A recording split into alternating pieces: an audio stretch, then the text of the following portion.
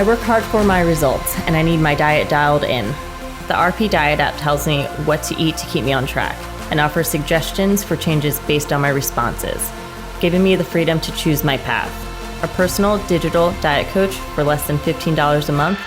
Yeah, that works. And we are back again, Dr. James, Dr. Mike, weekly webinar. Welcome, folks. So today I think we have a relatively short one, so it might not be quite as long as last time, but last time was like 2.5 hours, so cut us some slack. It was a good one. Yeah, and we'll have some of the YouTube as well. So, shall we get into it, Jamie? Let's do it. James Kittner. I'm telling you, there is a type of safe called the Kittner model. Oh, yeah? James Kittner says, gents, thank you for answering my question from last week. For the record, I absolutely have a huge ass. Yeah, a little scary to have the fact divined for my question after going through my Instagram to make sure all my booty shots are taken down. I've taken your advice and grabbed the newest fitness standards from the dark web and will focus on them. You told me what I needed to hear. Glad we could help. And he goes, and yeah, daughters, 2 of them. Oh, Jesus, our apologies. Fortunately, my previous military experience and access to great jiu-jitsu coaches allowed me the dubious assurance that the only boys who would bother the oldest would have to get her permission first, and the youngest is growing up in a house full of various color belts left over for her older siblings. Yeah, that's not a bad thing. Good problem. The answer to my question was staring me in the face. Thanks for letting me see that trying to half-ass prepare, get it? Yep, got it. For something this important is not a good idea. I look forward to asking more in the future. Moving forward and focusing on my training to test for military service, I have a question or two. The timed run seems pretty straightforward. It's not optimal to run and hypertrophy train it, but it isn't a terribly long run, and I should be able to program it, if not easily, then at least practically. Sure. Since I already have large hams, thanks for managing to sink my battleship on the Physique observation. I'm not too worried with any physique disruptions there. Believe it or not, I used to run 10Ks in the summer months, so I have decent recreational knowledge of how to work up to a modest mileage and do tempo work. That's really good, actually. I was going to say, like, a lot of people who are running for the first time ever just have absolutely no idea how to contextualize running training, but you have a huge advantage that you used to run 10Ks. Like, the running they do for the Army is just not that hard. Like, you just got to get it done and get in shape. For the testing portion. Yeah, 100%. Yeah, the training and actual combat is fucking brutal. But yeah, the testing portion is just, like you said, it's very, very straightforward. Likewise, pull-up and sit-up portions aren't a huge concern, I think, because the abs don't hurt much else in programming. Totally. And I'm already working my lats and arms with pull-downs and rows on my template. So we would advise you to switch to practicing actual pull-ups according to Army standards before you test for months. James, anything to add on that? Yeah, definitely agree with that. And then I think we might have touched on this last time. I don't quite remember. A lot of these things will just go up to, like, if you like lose body weight, for example, and like your pull-ups will just go through the roof either way.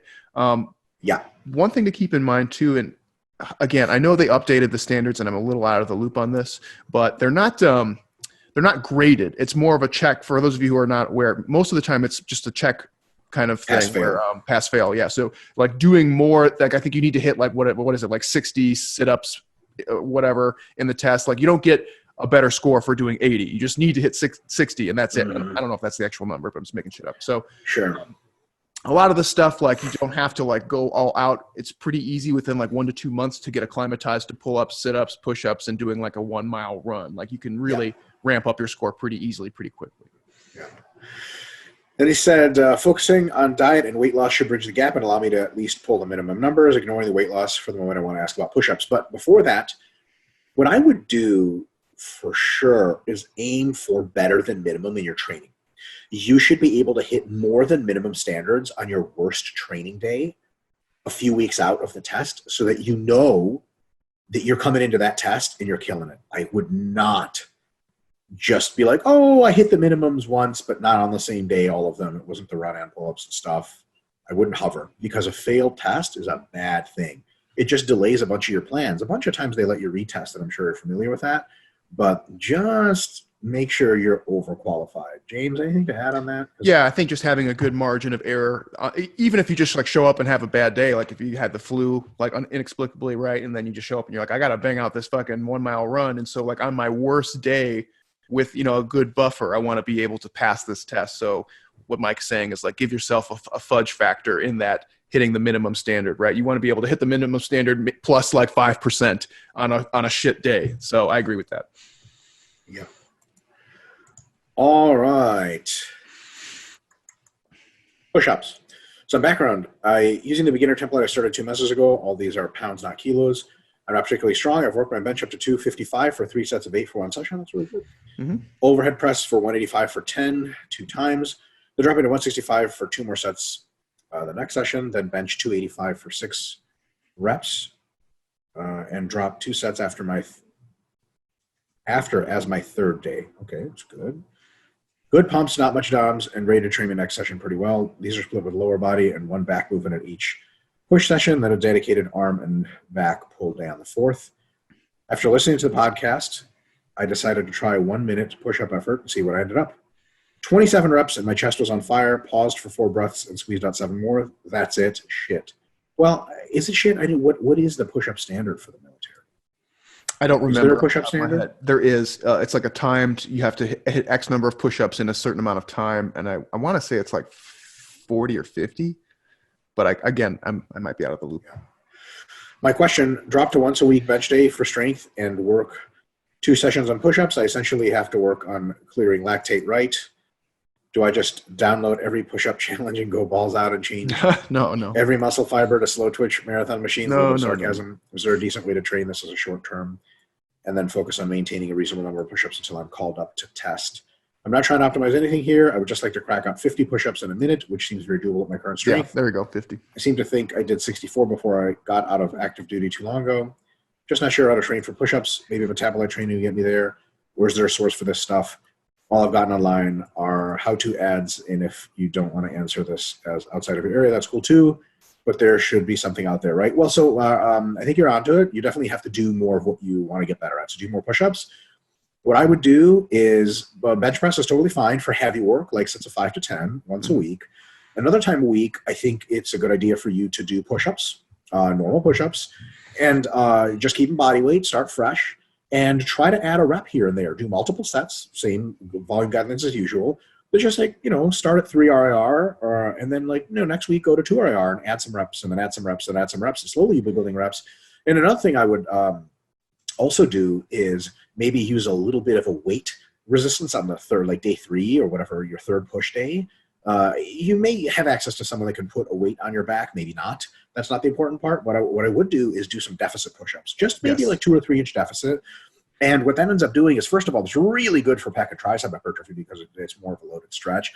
And keep the weight close to body weight, like just put an extra 5, 10, or 15 pounds on there and do a deficit.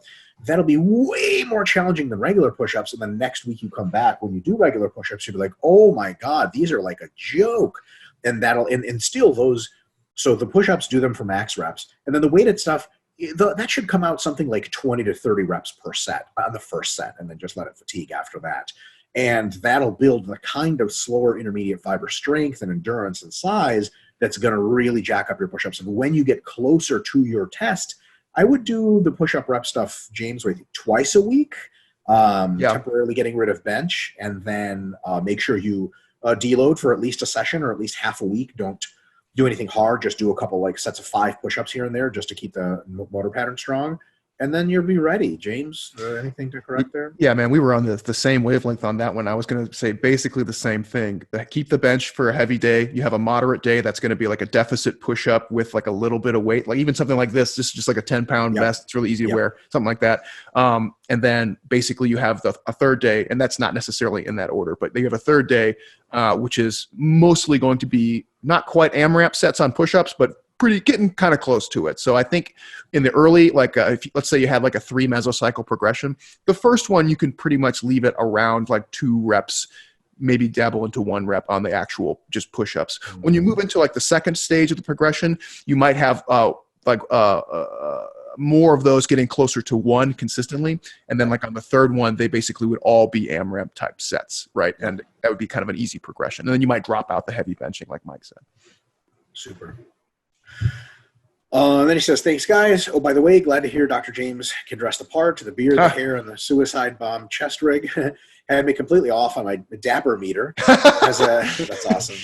As a guy who wears pajamas to work every day, wears a beard because it annoys my wife, and as is Mr. Clean Bald, I meant no offense. My radar must need recalibrating. I know when I show up in a suit at the hospital for those rare meetings where the scrubs are appropriate, all my everyday coworkers make a big deal out of it. Yeah, well, that's you and James, not me. And Dr. Mike, thanks for throwing the statement about injury. The science community is doing great things debunking myths about the nuances of pain science and better definitions of injury. It's actually how I started following the crowd you all are in. I didn't mean to imply that I thought I was really injured. I just would get tweaks and nagging tightness and that I had to work around if I increased volume too fast. Totally expected, by the way, so don't do that. Hence the change to a more linear beginner template to build a training history before I return to the volume of, say, one of the Physique templates. I've used RP's good success before. I've used RP's to good success before I went back to school, but I wasn't ready for them after my break. What are RP's? I think you're just saying like I used RP's templates? products. Yeah. Oh, I see. Or that's at least how it seemed. Yeah, that makes total sense. Again, thanks for the service. Thank you for your service. Yeah, I was going to say, wait, no, thank you for your service. Hold on. Our No, pleasure. you. No, you. Okay. Fabian Distler. I have a feeling he's maybe from Germany. I couldn't tell if it was like Fabian or Fabian. I was wondering how you Fabian say it too. Distler. Yeah. Hi, docs. I recently heard Mike talk on the SSD. That sounds sexual. It does sound sexual. Yeah. Super strong dick. Yeah. That's a good idea to have. Podcast on how it's better than weak dick. On how much more growth one likely gets from going all the way from MEV to MRV instead of training at or closer to MEV. Yeah, that's a good question. I think the bottom line was something like out of a possible muscle mass gain of 5 pounds in a year, the MEV person loses maybe 1 to 2 pounds of possible growth. So this is it's important to say that this is like for beginners and intermediates. Mm-hmm. For the advanced, I think that your MEV is so close to your MRV, you have to get to your MRV to get any growth. It's a good just point. Keep that in mind. Yeah, easy training is best for beginners, okay for intermediates, not great for advanced, and the other way around for hard training. For a hypothetical intermediate lifter who is not competing and only lifting to look jacked, for training, your recommendation was something like train 4 times per week, about 45 minutes, with volume being between MEV and maybe a quarter or half the way up to MRV. Please correct me if I understand your views have changed. Okay, so that's actually totally fine. Look, so yeah, I mean, that's 100% fine if you can hit those volumes within the 45 minutes 4 times a week for all your muscle groups. And here come the good questions. I was curious on how your advice for a person like this would look like for other areas like exercise selection. Super easy, okay?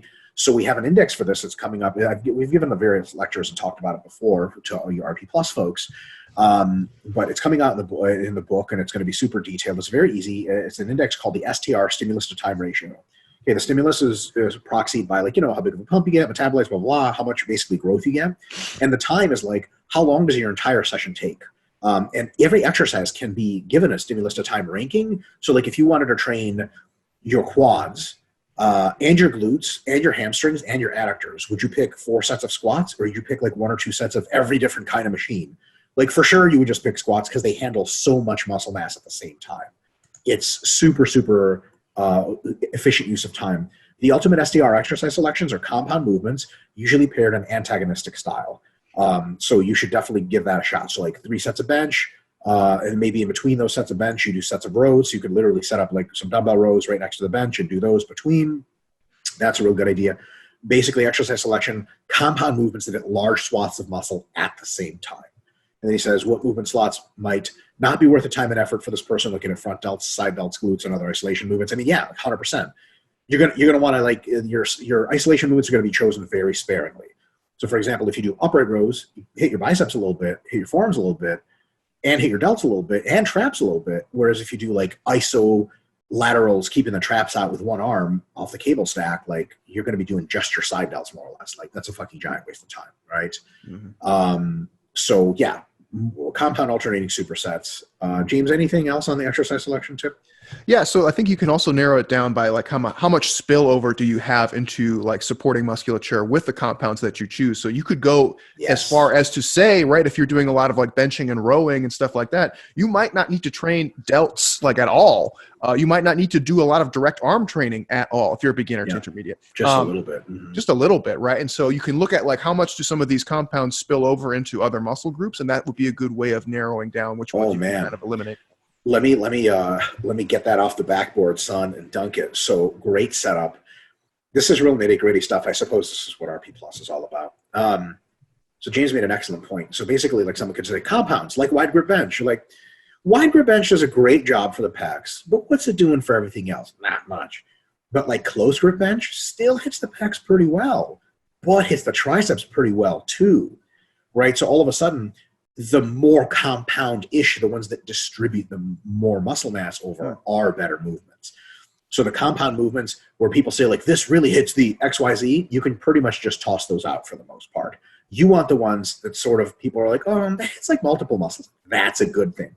Generally, stimulus to fatigue ratio-wise, for advanced bodybuilders, those are not the ideal exercises because you're like, I don't even know what the target muscle is. Not good. But for saving time and hitting the muscles pretty well, those are the gold standard. So somebody could say like, okay, I can either do tricep extensions, dips, or close grip benches. Well, tricep extensions do nothing else, so for sure off. But between dips and close grips, like dips sort of train your chest a little bit, but it's mostly just triceps. But the close grip benches really train your chest and triceps pretty well, so that would be like the kind of choice you want to make. And you could do similar things with like underhand close grip pull downs and like your biceps and similar. You can imagine a number of different scenarios. Upright rotors versus laterals, and so on and so on and so on. Yeah. And then he says, how much gains is one leaving on the table if frequency per muscle group is kept at 2 times a week instead of periodizing into higher frequencies? So not a ton. The gains just come slower usually, but you'll still collect them. It's like Sonic the Hedgehog running through a level, collecting coins. It just runs slower. Still gets most of the coins. It'll just take longer. So yeah, you're leaving some gains if you want the fastest gains possible, but you'll still make great progress in most cases as an intermediate. Now, James and I are not going to lie to you. When you become advanced after 5 to 7 years of consistent training, you're leaving a lot of gains on the table.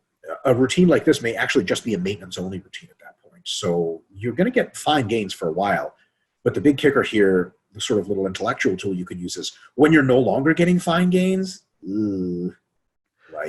it's time to realize that you might have to do more. And I don't know if this question is meant to be tied in with the last one, but your limiting factor to training at that point is probably not the frequency. It's probably the time constraints that you have, right? Yeah. So if you're looking at this and you're like, oh, is training 2 times per week holding me back? It's like, no, training 45 minutes per day is probably holding you back. Yes. You know what I mean? Training 3 hours a week is holding you back. Yeah. And so that's not meant to to be snarky. It's just like you might be trying to address the wrong problem is kind of what I'm getting at. Yep. And then he says, maybe there's anything else you would rather not advise to non-competitors regarding training and nutrition. Well, so what I would definitely do, because of your time constraints, I would start closer to failure than normal. I would start at 1 or 2 reps in reserve because you're not going to accumulate a ton of fatigue because you're just not training that much. You can, every time you get closer and closer to failure, the session's a little bit more stimulative. You say, but it's more fatiguing, but we can handle the fatigue because we're barely training here, right? So I would say from an economic STR perspective and not worried about SFR because we're not even touching that, get closer to failure. Like you don't want a set, like you say 3 hours better at the beginning of a meso. We could just do 2 sets and get the same effect as 1 set of 0 IR, but with less fatigue. True, but you don't have time for 2 fucking sets, right? So when you get in to an exercise, you're going to get pretty close to failure right offhand. So get ready to, here's another thing. You got to train hard. The rest breaks need to be calculated in time, not too short, but not very long, right? You're not going to dilly-dally much. You're going to squeeze in a whole lot, which is why the compound antagonist exercises are good. Solid. Yeah. And he says along these lines, I had a question about James's talk on lifestyle and training. For someone in the 75% or 50% category, how would training and nutrition look like in the different phases in order to work towards goals during the on phase and not lose all progress during the off time? I mean, for the Yeah. 50% person, do you just train MEV, MRV, track away food, and then stop training and tracking completely for 6 months? Hope that makes sense. Thank you. Yeah. So I think the training is kind of up to you and depends on kind of what you want to get out of that at that point. Because like, for example, training from MEV to MRV might require you to put in like 90 minutes a day, right? And if you are trying to be in more of an off period, if you're somebody like me, I'll do that anyway, even if I'm not like trying to be particularly rigorous on some of my stuff. I'm just using myself as an example, but that's kind of up to you. Like you might choose, I might just do like kind of MAV style training where I train 45 to 60 minutes. And I'm still getting pretty good training at that point. I'm not really leaving a ton on the table, but I also don't want to be in the gym all fucking day anymore, right? The nutrition is kind of where I think you can make some really interesting points. So I like to take when you're on, right? When you're basically like, I am really focused on either massing or cutting or counting my macros and stuff, right? And Eric Helms has talked about this too before. You use that as the blueprint, right? You know what that is. You know that's the hardest thing that you have to do. So when you kind of go off and you're like, all right, I'm not fussing with my stuff quite as hard anymore. It's not like you're just going to throw everything out the window and abandon all the same nutrition practices that you have been doing. You just take that blueprint of like, here's what I do when I'm really, really hard, and then just kind of loosen up some of the ends. Like you don't have to measure every single bit of protein. You don't have to measure how much fruit, you're putting it into the app and doing your meal check-ins quite as much. Now, anyone who's at RP, we generally recommend using the app to its fullest capacity. But I'm just saying, as an example, right? You might not be checking in every one of those meals. You might just be looking at it, eyeballing it, and being like, yeah, that's pretty good. Making sure like you're just getting enough of your macros. Like you can switch to like IFYM kind of style instead of saying like, okay, I need to make sure I get the 6 meals at these exact proportions at these exact times. It's like, yeah, I got my protein for the day. I'm pretty good. I didn't do a shitty job on my fats, and my carbs were on point for the most part. I had a couple bagels and I didn't really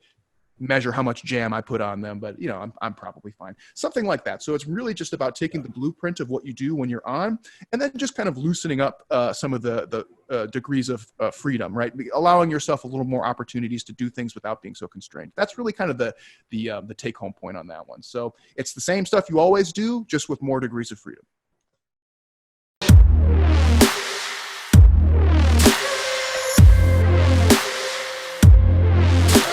Structure and flexibility.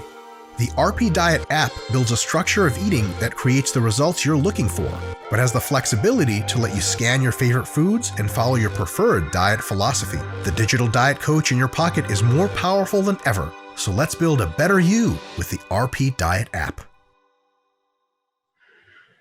All right, Imran Ahmad. Oh, shit. Drop it. Yeah, I knew this was going to happen. Oh, and I serendipitously figured out an even better position. Okay, Imran Ahmad says, is it louder now? That's good. You're good. Okay. Hi, guys. I have 2 questions. Number 1, I just finished my mesocycle of the Physique template.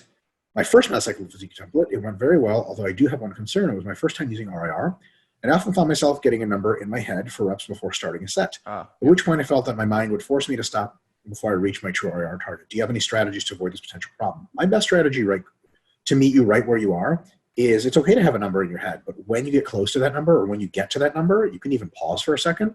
You're like, okay, am I really at my target RIR? And you just gotta like real talk yourself. You're like, I need to at least do 2 more reps. Or you're like, fuck, man, I'm like over my RIR. I gotta stop now, right? Or you're like, I'm pretty close, right? Remember, this isn't rocket science.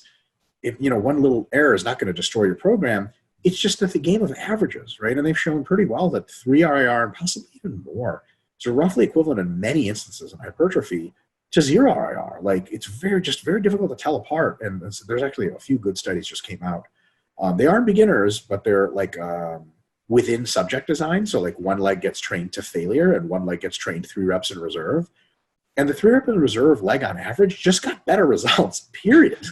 So that's like, fuck, like if someone was to tell you, and I say all the time, theoretically, there's a very good basis for believing that getting to failure is a little bit more hypertrophic than staying shy of failure by 3 or even 4 reps. But if you pushed me on that and say, where's the direct evidence for that? I will say there is no actual direct good evidence. There's not just a comprehensive body of literature. There's a couple studies here and there. And even if you take the average studies, you'd probably be leading to conclude that, man, like if anyone says 1 or 2 reps or is worse than 0 RIR, but there's literally saying something that's not in evidence, right? I just don't worry about it too much. If you're training pretty hard, it's great. Just real talk yourself. Stop at the number, or as you get close to your number, let's say you're doing leg press, and you're like, okay, set a 10, set a 10, set a 10. As you're doing 8, you're like, whoosh, whoosh. You're like, I can keep going forever. I'm like, oh, fucking stop at 10, right? But if you're, if you say, okay, 10, and then you're getting to 6, and you're grinding, dude, just cap it at 8 and be fucking done with it, because 10 is going to be like -1 RNR. James? Yeah, I think that the trouble that you run into more often than not is that you're chasing after a number, right? And that's there's a huge number of errors you can make. And I think that's really the only one you got to watch out for in this RIR situation, where you're like in the last example where Mike was just talking about, like you got 10 in your mind because that's what you did last time. And you're like, okay, I got to get 10. I don't want to do worse than I did last time. And you get to 6 and you're like, fuck. And then in your mind, you're chasing 10. You're like, I got to get to 10, right? What's happening there is you're just on average training too intensely. Either you increase the weight too much, or you just jumped the gun on the RIR the last week, or maybe you actually hit your MRV and you're actually starting to see performance drops, right? Yeah. So that's kind of the thing where I think the big error that you just got to watch out for is chasing reps when you're already like too fatigued to get towards those reps. So it's good to have like a ballpark place to start for a set where you're like, okay, I did 14 and 10 last time, so I know on this set I should be around 10-ish. But if you get to like 7 reps and you're like, fuck me, but you're in the back of your mind, you're like, oh, I got to get to 10. No, don't chase after the reps, because more often than not, you're going to be training at a too high of a relative intensity. Yeah. That being said, if you start relatively easy at the beginning of a meso and you just try to match your reps from last week, eventually you're just automatically going to hit failure, and that's going to be MRV. So it's okay to match as long as your matches are realistically based on what you did last in your program.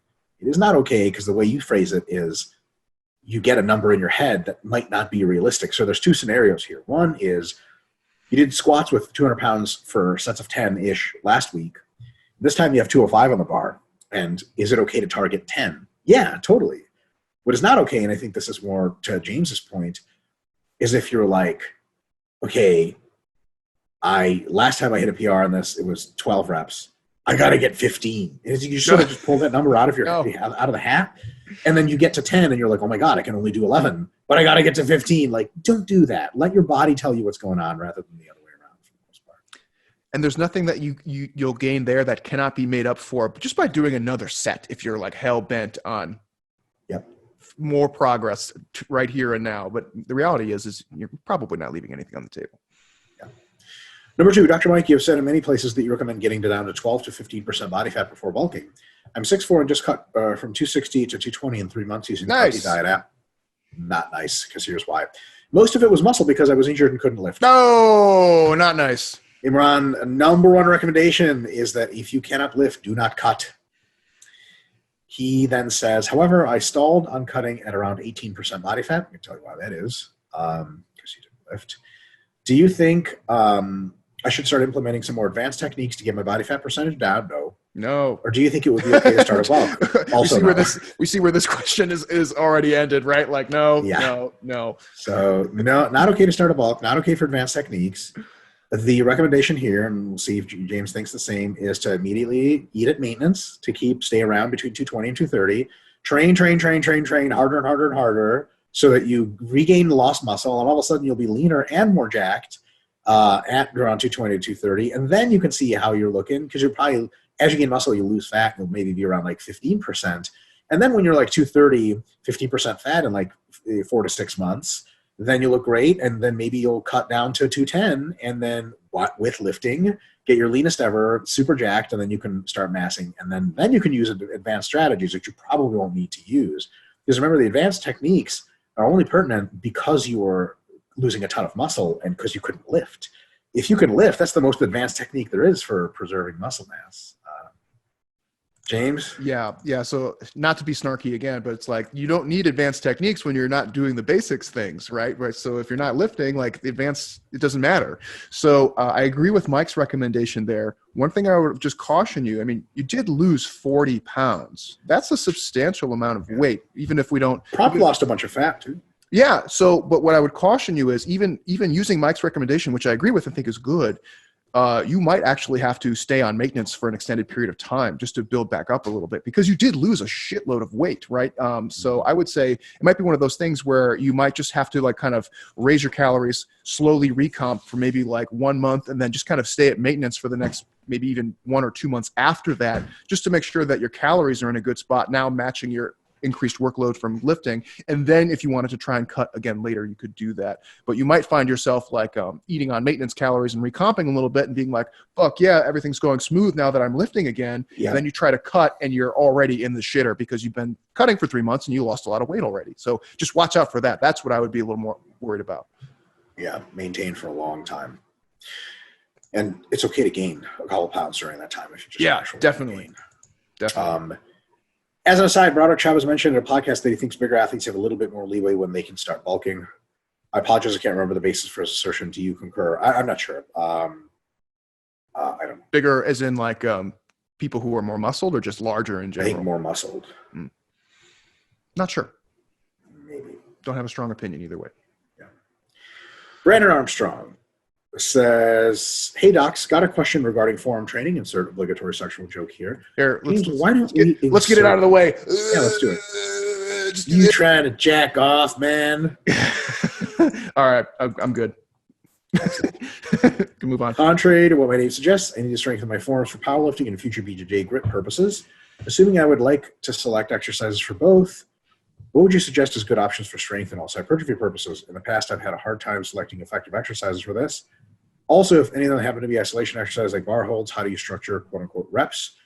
You mentioned timed holds, but what would the rep ranges be for these? I'm interested in both hypertrophy and strength, so I don't know how that would affect exercise selection based off of specificity to how close to competition. If it matters a little for the hook grip instead of mixed, once the weight becomes too heavy for double overhand, then only do 2 sets of competition deadlift per week during hypertrophy phases and up to 5 during strength phases, getting the majority volume from SLDLs, which has worked well for my deadlift so far. This, in theory, should allow for a higher volume of forearms, or I would imagine due to less taxing use of my forearms in deadlift, but I'm not sure how much either. You know, I don't want to be a dickhead, but I think we actually answered this explicitly a couple weeks ago. Like we did a hypertrophy to strength periodized grip programming thing. So I don't want to dismiss your question because we appreciate you writing in your question, but I think we actually explicitly answered this one like maybe within like 3 or 4 weeks ago, something like that. Yeah, I would scroll back, and these are all on YouTube, right? So you could just scroll back and look at the show Check notes. the timestamps. Yeah. Yeah, Milo will post all these. He's got all the timestamps in there. I will say, and then he says, during strength phases, I'm not sure how this would change either. I plan to get back into BJJ in the future. Once my schedule allows it, I would like to come back with an improved group as well. So just real quick, the RP Strength YouTube has grip training recommendations or forearm training. So for a while, I wouldn't worry about grip strength. I would just train your forearms to be bigger using those recommendations. And in the videos, there's video instructional videos. We do have a forearm training guide written up.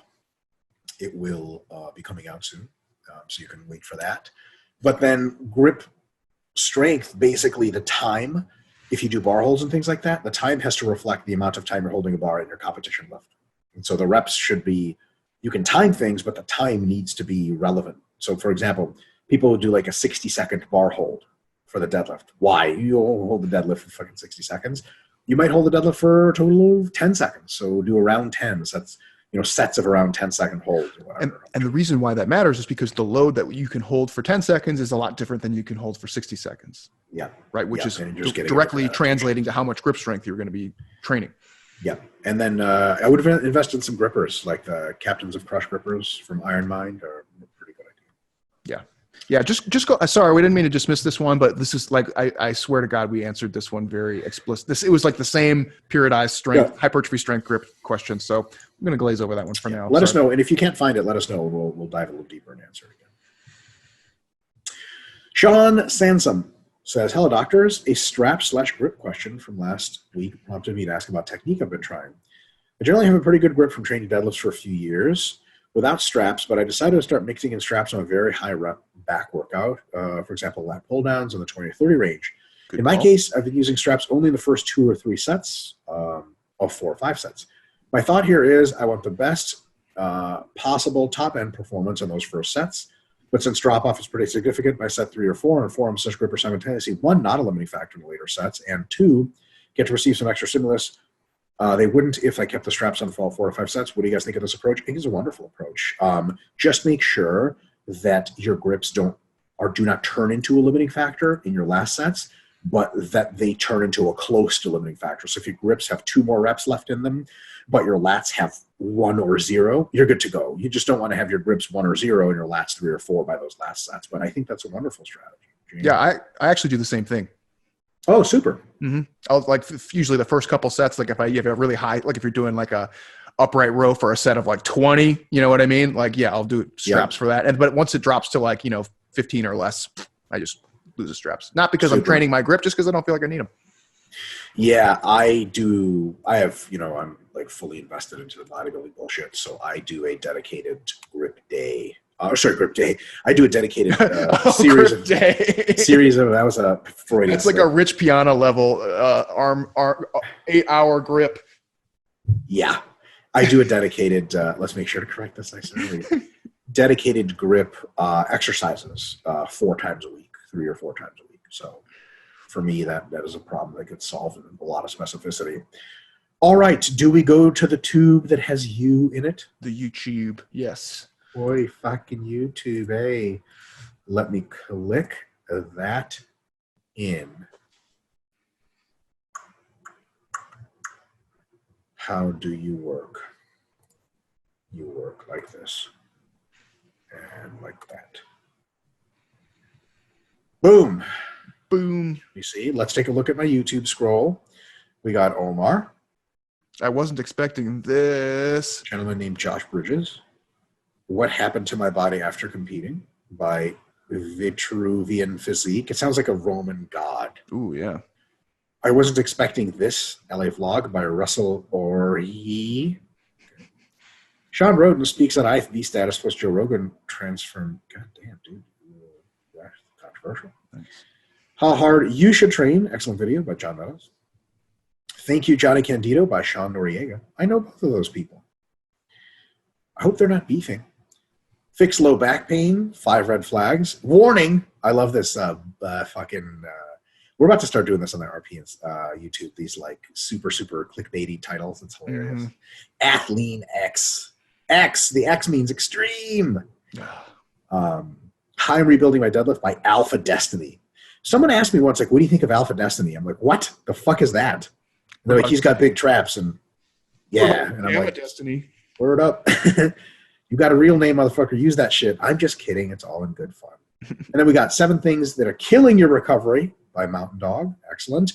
And we've got my response to Brandon Harding's lies, defamation, and slander. His coaching plan explained. Wait, hold on. Is that 2 videos? Because the coaching plan explained. What the hell does that have to do with slander? I don't know. You're into some weird shit. Unless I'm misremembering this, I think Greg Doucette just did a video like a month or 2 ago with Brandon Harding, where like he was in the same video. They had an abrupt falling out, apparently. Beef. Greg Doucette has a lot of beef with a lot of people. But I ain't got nothing but love for him. I'm sure. He beefed at me. I beefed at him back. And I guess we're good. I don't know. I'm good.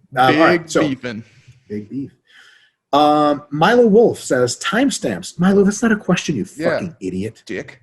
You're a moron. Hey, John Jones commented on our video. Jonathan Jones said, I'm done doing cocaine and hitting pregnant ladies with my car. Isn't that what he did? He definitely had the hit and run incident, and he recently choked out a stripper at a strip club. My man. Jesus Christ, dude. Can you imagine the stripper's like, oh, I know self-defense classes. Wait, this is the best fighter of all time. Yeah, I think she was just being a stripper, and he was like, bitch. How dare you? I'm busy being John Jones, which usually involves choking strippers. Yeah, let's just go to his go-to. All right. First actual question. Nicolas Luca Ricciardi. How to interact? Why you know? Push X for choke. Push Y for give money. Oh my god. And then Z is like, hey, get out of here. I'm not interested. You failed that one. You failed that one. Is that the John Jones video game? I was like, if anybody has ever played like Mass Effect or Fallout, I was imagining like that exact like interaction where you interact. It's like there's a stripper. Like, what do you do? Like, you push the wrong one. Oops. And then he like drives the cars or driving level around like creepy like pregnant women and like baby carriers and stuff. Yes. He gets eventually to a fight which he wins easily. You don't have to press any button specifically because he wins all his fights so easily. Yeah. Oh my god. All right. Yes, Nicholas Luca Ricciardi says, spicy one. If a muscle can only feel tension, why is rotating exercises sometimes necessary to overcome a strength plateau? So a muscle can only feel tension imposed from various angles, and different exercises impose tension from different angles, activating different parts of the muscle.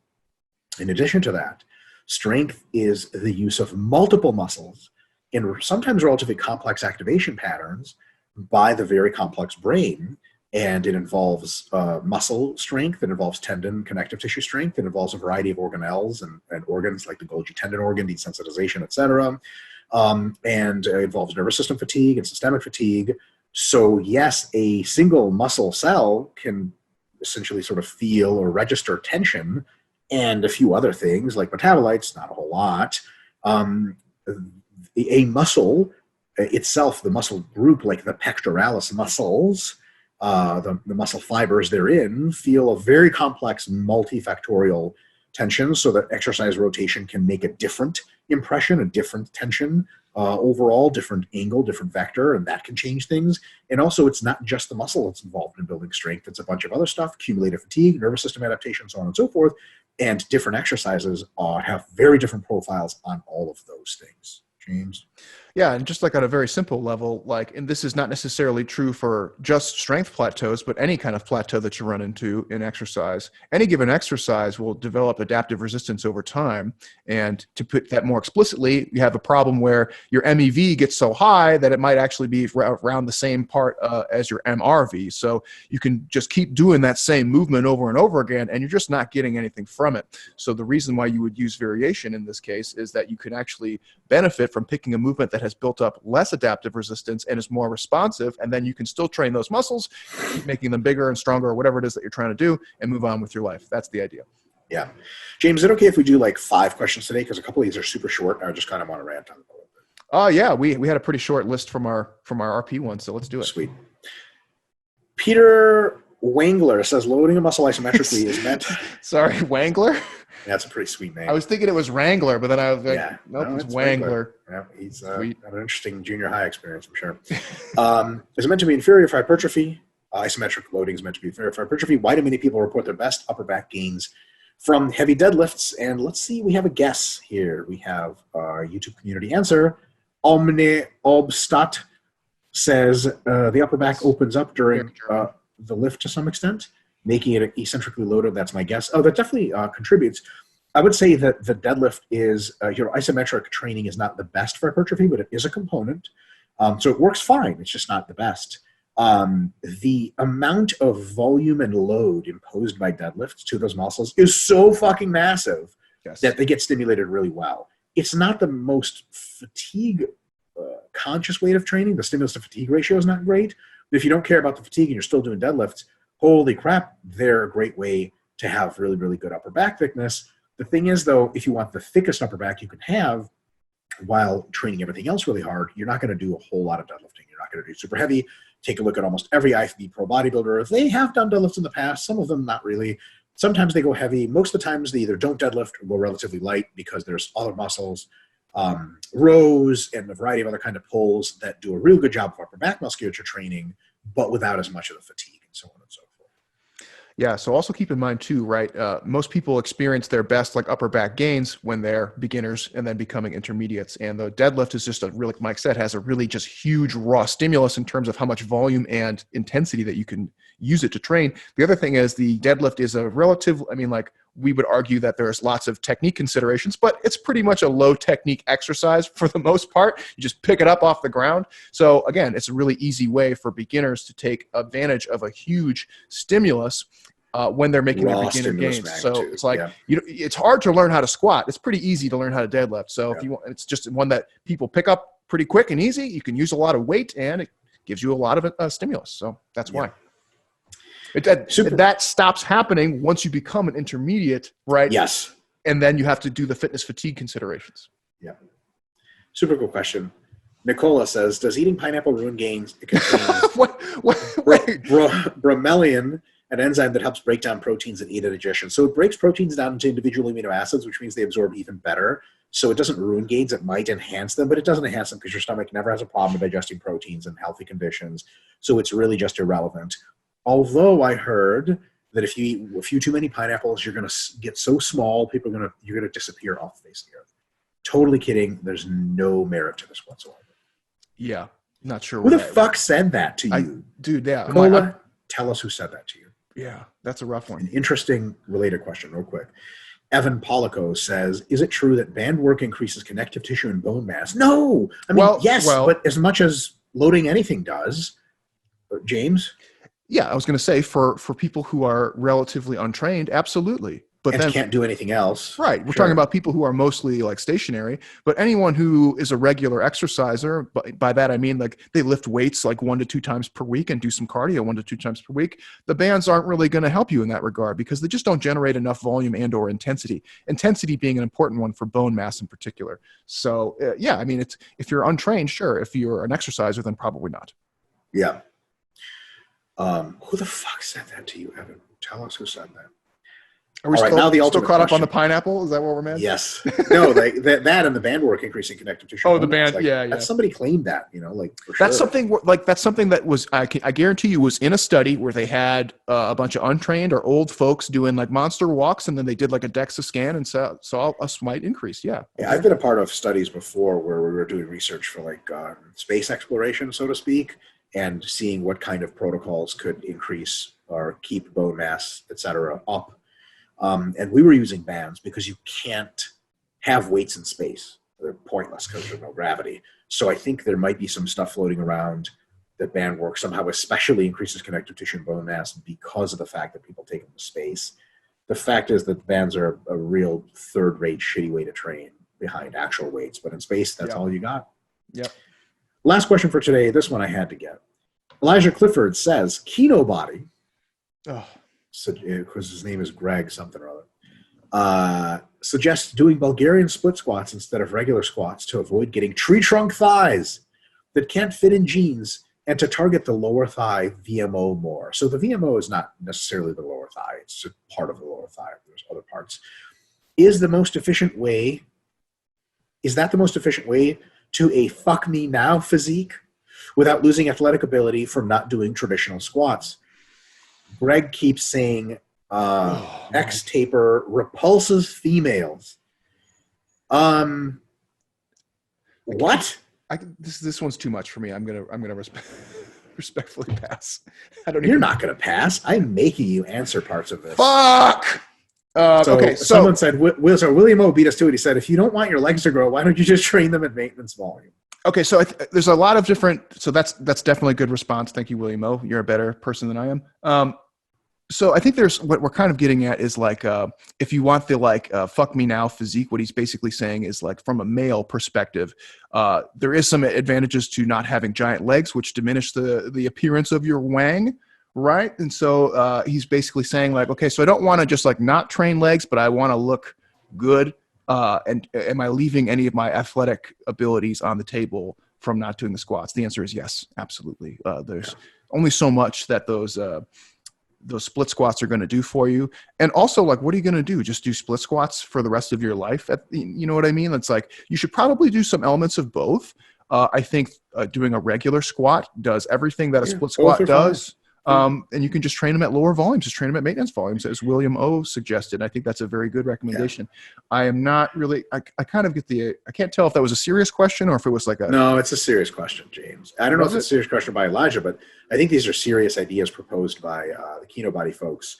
So like it's a question that shoots itself in the foot because saying like do split squats instead of regular squats because you don't want tree trunk legs. Well, it's immediately admitting that the split squat is an inferior movement. If you're saying that the regular squats give you tree trunk legs, that's just saying like they work well. Do less regular squats.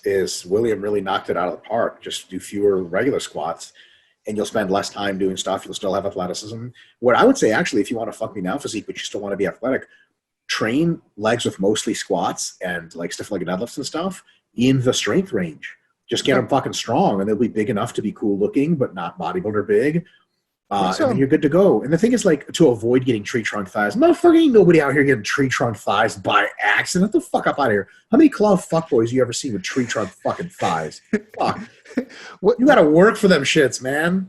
What's he talking about? The X taper? Am I not I understanding? think X tape is like, big upper body, small waist, and then big legs.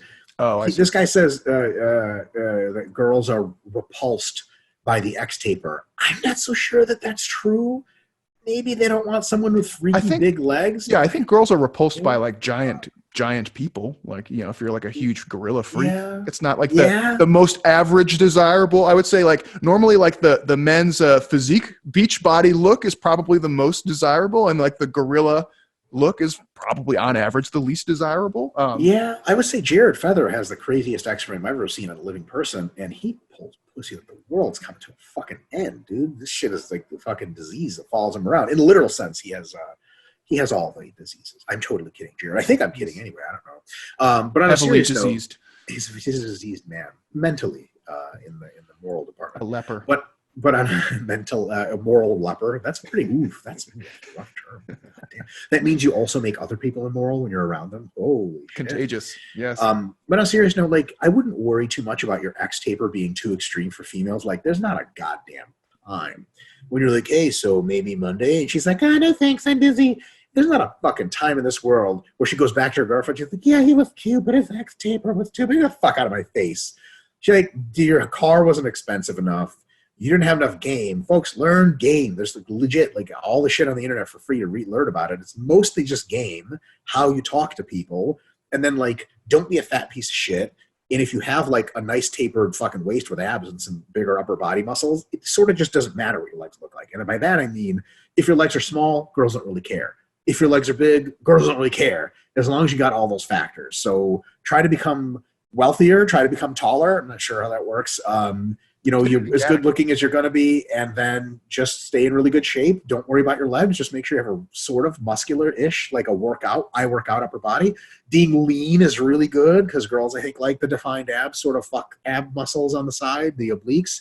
And then you're fucking golden, man. And then you got to realize that you're probably a fucking incel like James and I, and you don't ever leave, and you'll never get laid ever in your life. So it's all been for naught. Yeah. I'm still this one really mind fucked me, unfortunately. Fuck me physique, James. That's what I want. Fuck me now. Like, also, the girls have another physique where they're like delayed fucking physique, where she's like, I'll probably fuck him later. Also, but like the part that's really tripping me up is the Greg keeps saying X taper repulses females. It's like, why don't you just figure that out on your own? Why are you listening to what other men are saying about? Well, maybe it's good advice, right? Maybe, I guess it's like, but like, go and interact with women yourself and find out what they, if they're like, man, your body is really repulsive because of the way, your muscles are so big, then you have some grounds to stand on. Yeah. But until then, like, do what you want to do and be excellent at the things that you choose to be excellent at, not because some other person online said that'll get you laid a lot more. Yeah. I mean, come on, man. I'm sorry if you were asking a serious question. I suspect there was like a hint of troll or cheekiness in there. I'm not sure. But if you were serious, then I apologize for giving you attitude. But on a serious note, Elijah, just train your legs with squats and any other exercise you want. Just train them with very low volumes, relatively heavy weights, sets of 3 to 6, usually 3 to 10. And you'll get super strong. You'll be able to jump higher, run faster, kick people harder. And, because you've got to kick people in the club. And then your upper body training for hypertrophy. Oh, boy. That was an interesting one to end on. Okay, yeah. So I think we're going to wrap this one up. So if you guys enjoy our silly banter and all the content from RP, make sure you hit that subscribe button. And Mike and I will be back next week with more questions. Cool. Peace, homies. Later.